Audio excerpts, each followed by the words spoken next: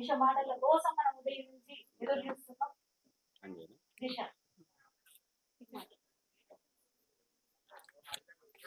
అందరికీ జై భీమ్.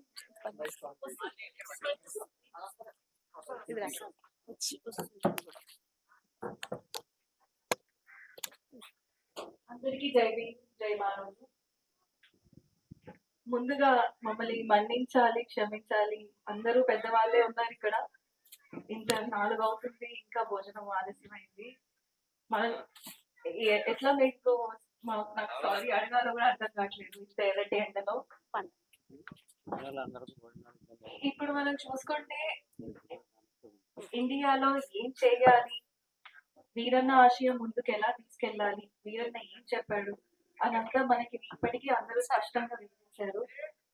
అండ్ మీరు మనస్ఫూర్తిగా సిపిఎస్ఐ పార్టీలో పార్టీని ముందుకు తీసుకెళ్తూ ఇంకా బలంగా నడిపిస్తున్నాం. సిపిఎస్ఐ వాళ్ళందరికీ నేను కృతజ్ఞతలు చెప్తున్నాను. ఎందుకంటే అంత నాయకుడు చనిపోయిన తర్వాత ఎక్కడికక్కడ అందరూ చెల్లాచెదరైపోయారు, తర్వాత విడిపోయారు.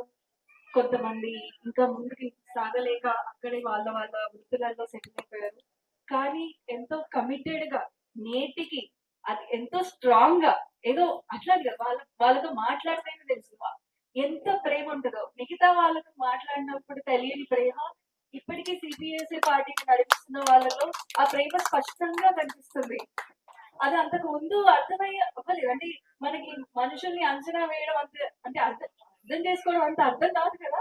కానీ గత కొన్నేళ్ల నుంచి మన సిపిఎస్సి నాయకుల్ని చూస్తుంటే ఎంత కమిటెడ్ గా ఉన్నారు, ఎంత ప్రేమతో ఉన్నారు. వీరన్నంటే ఎక్కడ చిన్న కాంప్రమైజ్ కూడా అవ్వరు. ఏ విషయంలో కూడా వాళ్ళు ఖచ్చితమైన భావాలతో ముందుకు వెళ్తున్నారు. వాళ్ళకి తప్పకుండా నా కృషి ఏ విధంగా వాళ్ళతో పాటు నడవగలను, కృషి చేయగలను, నేను చేస్తాను. మనం ఒక మన పిల్లలందరూ మన స్టూడెంట్స్, ఒకప్పుడు మీరందరూ స్టూడెంట్సే. క్లాస్ పాఠం విన్నాక ఇంటికి వెళ్ళేటప్పుడు ఏం తీసుకెళ్తాం ఇంటికి వెళ్ళేటప్పుడు ఆ రోజు విన్నదంతా. అట్లే ఈ రోజు మీరు ఎన్నో విషయాలు ఇక్కడ విన్నారు. కానీ మీరింటికి అంటే మనము ఇప్పుడు అంటాం కదా, ఒక పాపో బాబో పెరగాలంటే ఊరందరూ కలిసి పెంచితేనే కుదురుతుంది అని. ఈ ఊరంతా కలిసి వీరన్నను తయారు చేశారు. ఈ వీరన్నని ఇప్పటికీ కాపాడుకుంటున్నారు. రోడ్ వైడనింగ్ లో పోతుంది శూపమేమో అని భయపడినప్పుడు ఊరందరూ ఒక్కటై అన్ని ప్రజా సంఘాలతో, సిపిఎస్ఐ పార్టీతో, ఇంకా చాలా ఇండిపెండెంట్ ఆర్గనైజేషన్స్ కూడా వచ్చి ఊరి వాళ్ళతో కలిసి స్థూపాన్ని దక్కించుకున్నాము. నాకన్నా మీరే అదృష్టవంతులు అనిపిస్తుంది. నాకు చిన్నప్పుడు కొత్తగూడెం వచ్చినప్పుడు దూరం నుంచి కరిరాల దాటంగానే 4 స్థూపాలు కనిపించేది. మళ్ళీ వెళ్ళేటప్పుడు అట్లే చూసుకోండి అని చాలా బాధపడేదాన్ని. అరే ఇక్కడే చదువుకుంటే బాగుంది కదా, ఇక్కడే వెళ్తే బాగుంది కదా. ఎందుకంటే హైదరాబాద్ అనేది మహా విశాలమైన నగరం. అక్కడ నాన్న కొన్ని చోట్లే తిరిగి ఉంటాడేమో అనిపిస్తుంది. అందుకే అప్పుడప్పుడు నేను ఉస్మానియా యూనివర్సిటీకి వెళ్తుంటా, ఆయన చదివిన సైఫాబాద్ సైన్స్ కాలేజ్కి వెళ్తుంటా. కానీ కొత్తగూడెం అయితే అన్ని చోట్ల మన ప్రజలలో ఎప్పుడు పలకరించిన ఆ పలకరింపులే నన్ను బతికించాయనిపిస్తుంది. ఎందుకంటే అసలు తండ్రి గుర్తు లేడు, చూడని వయసు నుంచి మీలోనే నేను చూసుకున్నా. నిజం, ఇది చాలా నిజం. చిన్నప్పుడు అందరూ మీ ఊరేంటి అని అడిగితే అందరూ హైదరాబాద్ అని చెప్పేది. అందరికి ఊర్లున్నా సరే, వాళ్ళ పల్లెటూర్లు ఉన్నా సరే. కానీ నేను మాత్రం మా కర్వీరాలు కొత్తగూడెం అని చెప్పి, ఎందుకు మా ఊరికి రావచ్చు కదా మా చుట్టాలు ఎవరైనా అడిగితే ఎందుకు కొత్తగూడెం వెళ్తాను. కొత్తగూడెంలో బోలెడు పరువు ఉంది మాకనే. అంత ఇష్టం వీరన్నకైనా నాకైనా ఈ కొత్తగూడెం అంటే. ఇప్పుడు మనం ఇంటికి వెళ్ళేటప్పుడు ఏ విషయాలు తీసుకెళ్ళగలగచ్చు. మీరు వీరన్న చెప్పిన మార్గంలో ఇక్కడున్న నాయకులు ఎవరైతే పనిచేస్తున్న వాళ్ళే కాదు, మనం ఎలా ముందుకు తీసుకెళ్ళొచ్చు. ఎలా అంటే ఈ బ్రాహ్మణిజాన్ని వ్యతిరేకించాలి. ఇక్కడ ఎంతమంది వాళ్ళ పిల్లలకి పెళ్లిళ్ళు చేసేటప్పుడు అప్పులు చేశారు చెప్పండి. ఒక్కసారి చేతులు ఎత్తంగా. ఎంతమంది పిల్లలకు పెళ్లిళ్ళు చేసేటప్పుడు అప్పులు చేసేది? చాలా మంది. ఎంతమంది పిల్లల్ని చదివించేటప్పుడు అప్పులు చేసేది? చదివించడానికి అప్పులు చేసేది. ఒక్కరే కంటే ఎవరు అప్పులు చేయలేదా? పెళ్లికి ఎంతమంది చేసేది? మళ్ళీ ఒకసారి ఎత్తుతారా? అసలు పెళ్లి కానీ అప్పు కానీ పెళ్లి ఉంటుందా? ఉండదు. ఎందుకు? ఇదంతా బ్రాహ్మణిజం. మనం పిల్లలు పెళ్లి చేసేటప్పుడు వస్తారు, వస్తారు ఇద్దరు వ్యక్తులు ఇష్టమైతే వాళ్ళు కలిసి వాళ్ళు జీవించడానికి మనం వాళ్ళకి అన్ని సహకారం చేయాలి. వాళ్ళు ఒక ఇల్లు సెట్ చేసుకోవడానికి, వాళ్ళు కలిసి బతకడానికి. కానీ మనకేం కావాలి?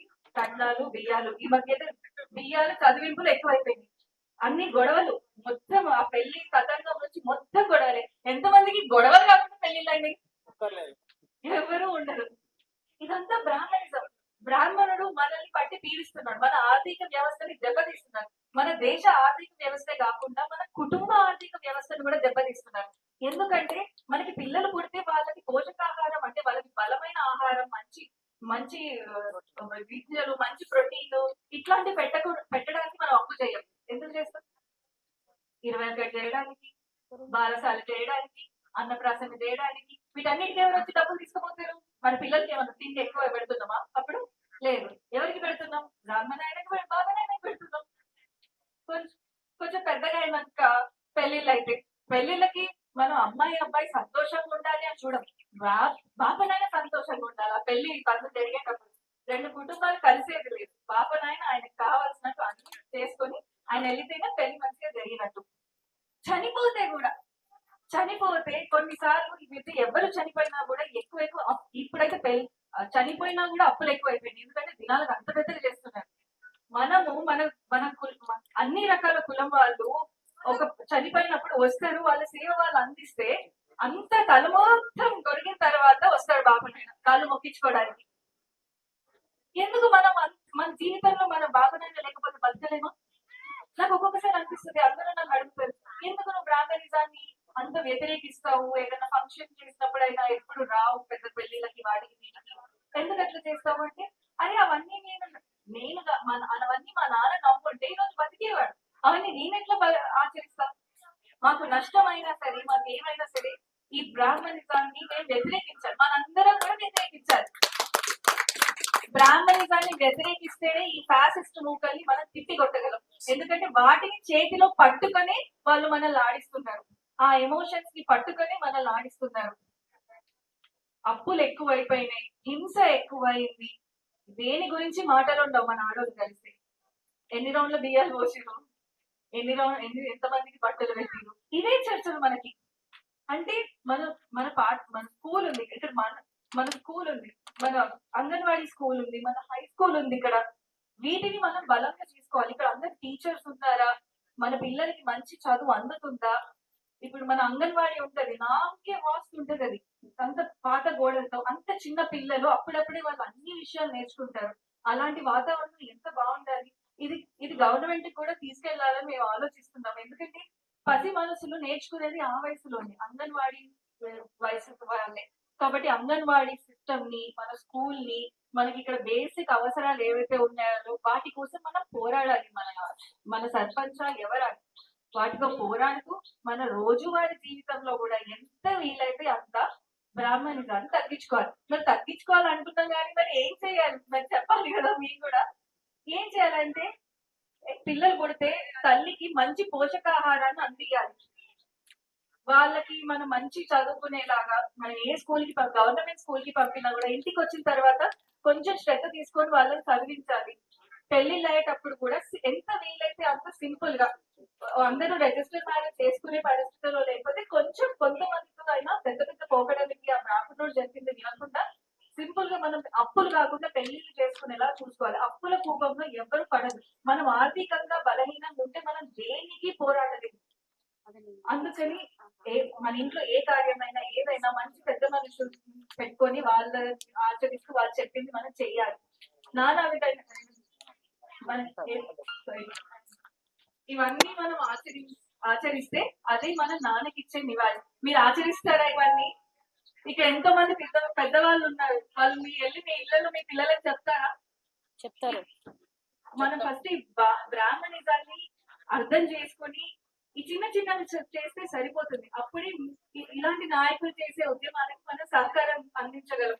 ఇంట్లో బ్రాహ్మణిజాన్ని పాటిస్తూ బయటకు వచ్చి వర్గంలో పిరిగి ముక్తి అంటే ఎట్లా కుదురుతుంది? అవ్వలేదు కూడా. అందుకే నేను ఒకటే నమ్మాను, నేను పెద్ద పెద్ద అడుగు లేకపోయినా ఈ చిన్న చిన్న అడుగు నా రోజువారీ జీవితంలో ఎలాంటి బ్రాహ్మణిజం ఇన్ఫ్లుయెన్స్ నా జీవితంలో లేకుండా నేను చూసుకోవాలని అనుకున్నా. అట్లే చూసుకుంటా. మన బుద్ధుడు అంబేద్కర్, పూలే, మనం ఆ రోజు వీరన్నాం, వీళ్ళందరూ చెప్పినవి పాటించాలి. మన పిల్లలు ఈ రోజు మీరు వెళ్ళి మీ పిల్లలకు కూడా చెప్పాలి, అరే అప్పులు ఎక్కువ చేయకండి రా ఇంతకి ప్రతి చిన్న పెద్ద ఫంక్షన్ కి అని. సరేనా? సరేనా? ధన్యవాదాలు. జై భీమ్, జై యావత్ తెలంగాణ వీరన్న బిడ్డ మాట్లాడితే దిశ ఏం కొనసాగిస్తుంది, ఏం ఆశయాలు కొనసాగిస్తుందని ఈ ఊరే కాదు యావత్ రాష్ట్రం ఎదురు చూస్తుంది. ఇప్పటిదాకా మాట్లాడిన మాటలన్నీ వీరన్నే మాట్లాడుతున్నట్టు అనిపిస్తుంది. నా కంటి నిండా నీరు అనేక సార్లు వచ్చింది. ఎందుకో ఏడిస్తే కన్నీళ్లు కండ్ల నుంచి రాలి పడితే వీరన్న రాలి పడతాడో లేకపోతే మహనీయులు రాలి పడతారో అన్న బాధతోటి దుఃఖాన్ని ఆగబట్టుకొని ఉంటున్నాం. ఎప్పటిదాకా ఆగబడతాం ఇది అని అంటే మన దిశ చెప్పినట్టు. ఏం చెప్పింది దిశ? బ్రాహ్మణిజం అని చెప్పింది. ఈ బ్రాహ్మణిజం మన ఇళ్ల నుంచి ఎట్లా పోతుంది అని అంటే మనందరం చట్టసభలలోకి పోతేనే ఇట్లాంటి బెల్లయ్య నాయక్ అన్నలాంటి వాళ్ళు మన 90% మంది ఎమ్మెల్యేలు కావాలి, ఎంపీలు కావాలి, ఇక సర్పంచీలు, వార్డు మెంబర్లు, మొత్తం వ్యవస్థే మనది కావాలి. మన ముఖ్యమంత్రులుగా అయినప్పుడే బ్రాహ్మణిజం పక్కకు పోతుందని అనిపిస్తుంది. ఎంతసేపు ఆ బ్రాహ్మణిజాన్ని తుడిచిపెట్టడం 10%. ఈ ఈడబ్ల్యూఎస్ రిజర్వేషన్ కాదు బ్రాహ్మణిజం. దాన్ని మనం ఇప్పుడు వీరన్న గురించి మాట్లాడవలసి వస్తే దిశ ఏం మాట్లాడాలి అంటే ఈ రాష్ట్రంలో ఉన్నటువంటి ఎకనామికల్ వీకర్ సెక్షన్, దాంతోపాటు 50% మహిళా రిజర్వేషన్, హిందూ కోడ్ బిల్లు 33% మాత్రమే కాదు 50% హిందూ కోడ్ మహిళా బిల్లులో చేర్చాలి అని మాట్లాడవలసినటువంటి అవసరం ఉంది. దీంతో పాటు ఇంతకుముందు ఆపరేషన్ గారు మాట్లాడింది చాలా ఎదిగింది. మా అందరికి కూడా త్వరలో నాయకత్వం వహిస్తే చూడాలని ఉంది. Thank you. ఇంకొక విషయం నేను మర్చిపోయా, సారీ. ఇది ఎప్పుడు నేను చెప్పాలనుకుంటా, ఎందుకంటే ఇక్కడ ఎక్కువ పెద్దవాళ్ళు ఉన్నారు కాబట్టి నేను చెప్పదలుచుకున్నా. ఎట్లయితే మహిళా రిజర్వేషన్ బిల్లు కోసం మనం పోరాడాలో అంటే స్త్రీని ఏ విధంగా కూడా డిస్క్రిమినేట్ చేయకూడదు. డిస్క్రిమినేట్ అంటే డిస్క్రిమినేట్ స్త్రీని ఏ విధంగా కూడా వివక్షతకి గురి చేయొద్దు. మనల్ని రాజకీయాలలోకి రానియరు, కానీ ఎప్పుడు రాణిస్తారు? ఎప్పుడైతే మన హక్కుల కోసం మనం పోరాడతామో అప్పుడు కూడా ఈ బ్రాహ్మణిజాన్ని మనం పక్కన పెట్టాలి. ఎందుకంటే ఒక తండ్రి చనిపోతే పిల్లలకి పెళ్లి చేసేటప్పుడు తల్లి కూర్చోవద్దు. అంటే తల్లి చదివించడానికి పనికొస్తుంది, పెంచడానికి పనికొస్తుంది, పెళ్లి జరిగేటప్పుడు పనులన్నీ చేయడానికి పనికొస్తుంది, కానీ పక్కన కూర్చోవద్దా? మనం మన కొడుకుల కూతుర్ల పెళ్లిళ్ళ పక్కన కూర్చోకపోతే ఎట్లా మనం చట్టసభలలో కూర్చుంటాము? కాబట్టి ఎక్కడైనా సరే మన ఇంటి నుంచే ఉంది పరిష్కారం, చట్టసభ వరకు. ఈ ప్రపంచ మహిళా స్త్రీల విముక్తి కోసం మనం పోరాడాల, మనం ముందుకు వెళ్ళాలంటే మన ఇంటి నుండే మొదలు పెట్టాలి. మేమందరూ చెప్పే విషయాలన్నీ మీకు సంబంధించిన విషయాలు కాదు, ఇవన్నీ మీ ఇళ్లలో నుంచి మీరు కూడా చేస్తేనే మన అందరి జీవితాలు బాగుంటాయి. చాలా బాగా మాట్లాడుతున్నాను. Next speaker